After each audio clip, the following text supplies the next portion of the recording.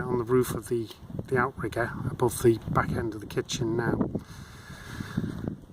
These tiles, not a very common one, they're a Russell Galloway. Quite unusual. I don't know the specification for them off the top of my head. I'll look it up later on when I get back to the office. Points of interest for you. We've measured the overall slope of the roof from point to point, and it is 7.5 degrees. If you measure, just passes that level please, Mike. Okay, that's 7.5 degrees. If we measure each individual tile, see you've got to lift the level to do that, then it's actually shallower. Now that angle we've measured as well, and that angle is 4 degrees.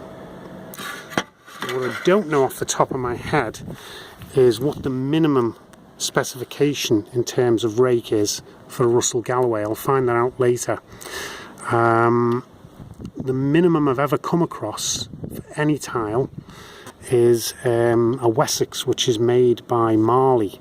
The Wessex tile can go down to, I think it's 12 degrees, and this is 7.5. It's 4 if you actually count the actual tiles slope.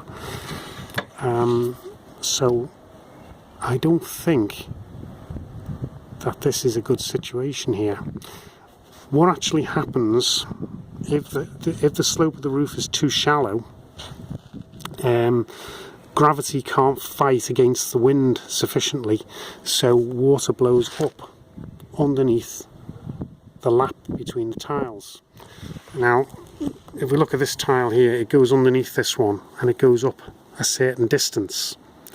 The greater the distance, the further the rain's got to blow it before it would potentially tip over and go down onto the underfelt. Now we have actually measured this. It's called head lap, and the head lap is 100 millimeters or 4 inches. So again, we'll check that in specifications when we get back to the office.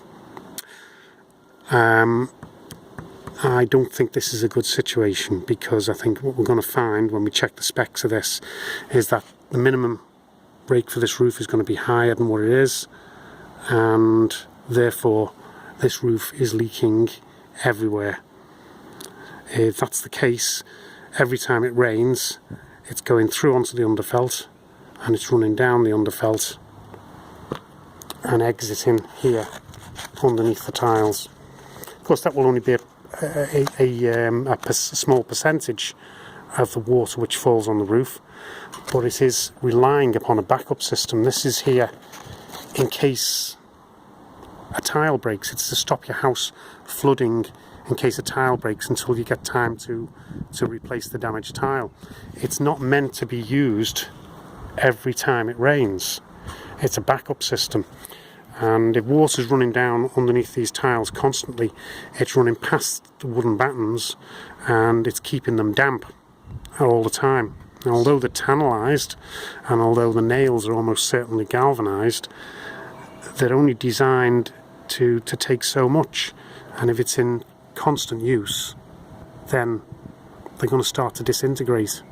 So I think we might have a major problem here. Essentially, in my opinion, this is the wrong roof for the location. So I'll double check on that when I get back to the office, and I'll verify my facts and I'll put it in writing to you. Okay, bye for now.